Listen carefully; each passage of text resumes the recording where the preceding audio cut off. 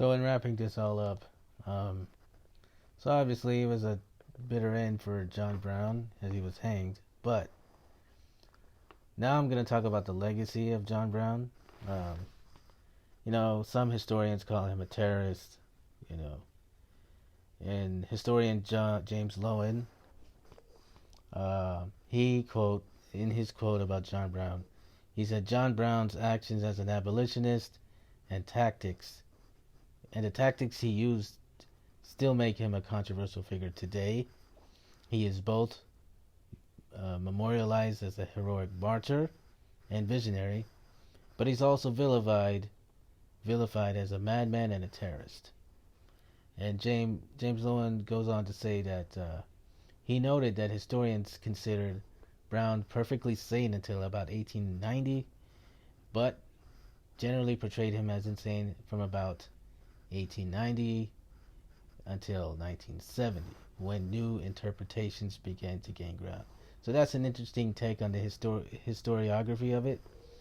He didn't say he didn't say why that was. I could just assume maybe people were fearful of more insurrections. But moving on, so Howard Zinn, in his book, A People's History of the United States, um, you know, John Brown wanted to free the slaves, okay? Um, and he had his own strategy, and to some people that was crazy, but, you know, his purpose for doing that was a noble one. You have to say that, it was a noble reason. He meant well. I know it sounds crazy, but he meant well. He just wanted to do justice. He wanted to do right by the black slaves. But now, it's crazy. Howard Zinn says, okay, hence it was Abraham Lincoln who freed the slaves, not John Brown. John Brown was hanged with federal complicity for attempting to do by small scale violence what Lincoln would do by large scale violence several years later to end slavery. And that's a very poignant thing to say. I believe that's a very poignant thing to say. Because, Lincoln, the difference between Lincoln's strategy and John Brown's strategy, one was a national scale, one was like a small scale. But they were both violent, okay? So how can you say John Brown's raid, how can you say that was violent and Lincoln gets a free pass? I'm not trying to say Lincoln was a terrorist. I'm not saying that. But to me, it's a little hypocritical when you criticize and call John Brown a terrorist when Lincoln did the same thing. Violence is violence, okay? And Lincoln killed more people. More people were killed during,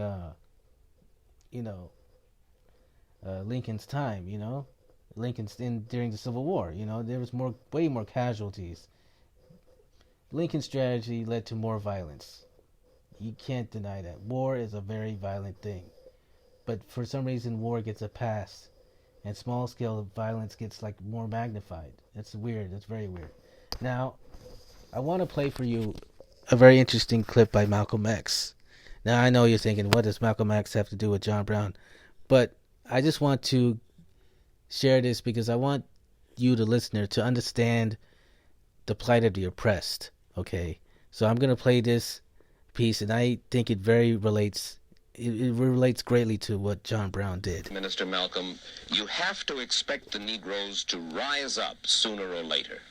Oh, yes. What does that mean? Well, just the same thing that it meant in South Vietnam and these other places where you find oppressed people. Sooner or later, they rise up against the oppressor. When the Jews were being brutalized in Poland, there came a time when they couldn't take it anymore, and they fought back. They didn't have too much to fight with, but they fought back. And I think every oppressed people, no matter how meek and humble they are, after you drive them so far, they're going to strike back. Well, does that mean that... Okay, so that was Malcolm X in talking about the oppressed and how they rise up. I think that's a very poignant thing Malcolm X said. I love Malcolm X. I think he was a great man. So I had to play that. So, in conclusion of what Malcolm said, you have to expect oppressed people to rise up and fight. Now, John Brown wasn't oppressed, but he was tired of slaves being oppressed. This is the point I'm trying to make. I asked in the beginning of the podcast, how would you end slavery? And even Malcolm X said, you have to expect even the meekest and humblest of people that to rise up and do something about it. And that's what John Brown did. John Brown, as I mentioned, he wasn't a crazy person in his young years. He wanted to help black people. He helped them have an education. He wanted them to have an education, for crying out loud. So I just want this whole podcast I just want to make a point that John Brown was not as crazy as people make him out to be. Yeah, he might have done some the bleeding Kansas thing in Harper's Ferry. I personally probably wouldn't have done it, but I just sympathize with him, and I admire. I'll say it. I admire his courage and his attempt to free the slaves. I admire that. So we're almost done with this podcast. I'm almost done. I'm sorry I didn't think it would take this long, but I just wanted to give all the information I had. I wanted to beat my point to a drum. Okay, I don't know what that makes sense, but you know what I'm trying to hit. I'm trying to really prove my point here. And so the last two things I'll do is I'm gonna read Frederick Douglass's quote on John Brown, and I will play a performance given by David Stratham. I think he was he's an actor of some sort. When he performed John Brown's last words in court to a group of people. So, but first I will read to you what Frederick Douglass had to say about John Brown. And I should mention, Frederick Douglass, he and John Brown were friends. They had, and John Brown actually mentioned his plan of Harper's Ferry to Frederick Douglass, but Frederick Douglass was a pacifist. He didn't believe in that kind of violence. He and John Brown had strategic differences. So the Harper's Ferry plan never appealed to Douglass, but Douglass believed the Underground Railroad could be enlarged and systemized. No other plan did Douglass think possible, and Douglass says only national force could dislodge national slavery. As with Douglass, so it was with practically the Negro race. A lot of black people felt this way. They believed in John Brown, but not his plan. He touched their warm hearts, but he didn't touch their hot heads. So here we are. I'm going to read to you a letter to a radical journalist and later Brown's biographer, James Redpath. Frederick Douglass wrote this letter, and in this letter, Frederick Douglass not only praised Brown, but he also discerned the possibility of his continuing impact on slaves. So the letter reads, and I'm going to go through this and read what he says. So he writes in the letter he says, very gladly would I assemble with you and others on that revolutionary day, to do honor to the memory of one whom I regard as the man of this 19th century. Little, indeed, can you and I do to add luster to his deathless fame. The principles of John Brown, attested by a life of spotless integrity and sealed by his blood, are self-vindicted. His name is covered with a glory so bright and enduring as to require nothing at our hands to increase and perpetuate it. Only for our own sake, and that of enslaved and imbruted humanity, need we assemble. To have been acquainted with John Brown, shared his counsels, enjoyed his confidence, and sympathize with the great objects of his life and death, I esteem as among the highest privileges of my life. We do but honor ourselves in doing honor to him, for it implies the possession of qualities akin to his. I have little hope of freedom of the slave by peaceful means. So this is interesting. Frederick Douglass was initially against the Harper's Ferry raid, but now he's seeing what John sees. What John saw. Slavery was. He had little hope of the freedom of slave by peaceful means. A long course of peaceful slaveholding has placed the slaveholders beyond the reach of moral and humane consideration. They have neither ears nor hearts for the appeals of justice and humanity. While the slave will tamely submit his neck to the yoke, his back to the lash, and his ankle to the fetter and chain, the Bible will be quoted, and learning invoked to justify slavery. The only penetrable point of a tyrant is the fear of death. The outcry that they make as to the danger of having their throats cut is because they know they deserve to have them cut. The efforts of John Brown and his brave associates, though apparently unavailing, have done more to upset the logic and shake the security of slavery than all other efforts in that direction for 20 years. The sleeping dust over which yourself and friends propose to meet on the 4th cannot be revived, but the noble principles and disinterested devotion which led John Brown to step serenely to the gallows and lay down his life will never die. They are all the more poignant for his death. Not unwisely are the eyes and hearts of the American slaves and their friends turned to the lofty peaks of the Alleghanies. The innumerable glens, caves, ravines, and rocks of those mountains will yet be the hiding places of a haunted liberty.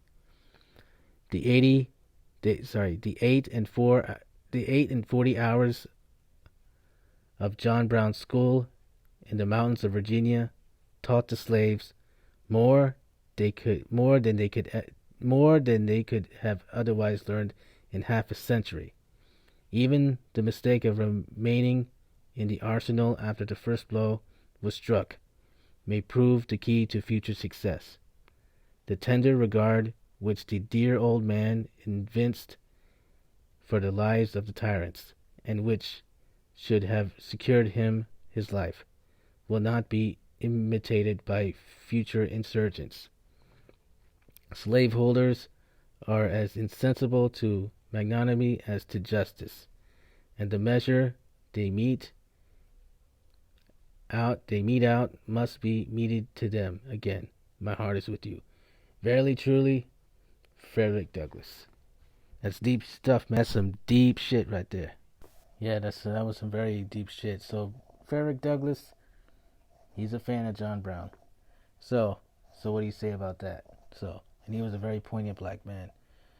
So, I'll end this podcast by playing this clip of John Brown's last speech performed by this actor, and I will end it by playing that song that you heard at the beginning by Pete Seeger. So, I hope you enjoyed the podcast, and long live John Brown.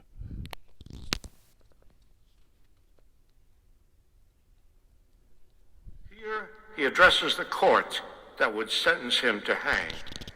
In the first place, I deny everything but what I have all along admitted. The design on my part to free the slaves. Had I so interfered in behalf of the rich, powerful, the intelligent, the so-called great, or any of that class, and suffered and sacrificed what I have in this interference, it would have been all right. And every man in this courtroom would have deemed it an act worthy of reward rather than punishment. I believe that to have interfered, as I have done, as I have always freely admitted I have done, was not wrong, but right. Now, if it is deemed necessary that I should forfeit my life for the furtherance of the ends of justice, and mingle my blood with the blood of my children, and with the blood of millions in this slave country, whose rights are disregarded by wicked, cruel, and unjust enactments, I submit, so let it be done. Preach. Glory, glory, hallelujah, his soul goes marching on. He captured Harper's Ferry with his 19 men so true. He frightened old Virginia till she trembled through and through. They hanged him for a traitor, they themselves the traitor crew. His soul goes marching on. Glory, glory, hallelujah. Glory, glory, hallelujah. Glory, glory, hallelujah. His soul goes marching on. Well, he's gone to be a soldier in the army of the Lord. He's gone to be a soldier in the army of the Lord. He's gone to be a soldier in the army of the Lord, but his soul goes marching on. Glory, glory, hallelujah. Glory, glory, hallelujah. Glory, glory, hallelujah. His soul goes marching on. Mine eyes have seen the glory of the coming of the Lord. He is trampling out the vintage where the grapes of wrath is stored. He's loosed the fateful lightning of his terrible swift sword. His true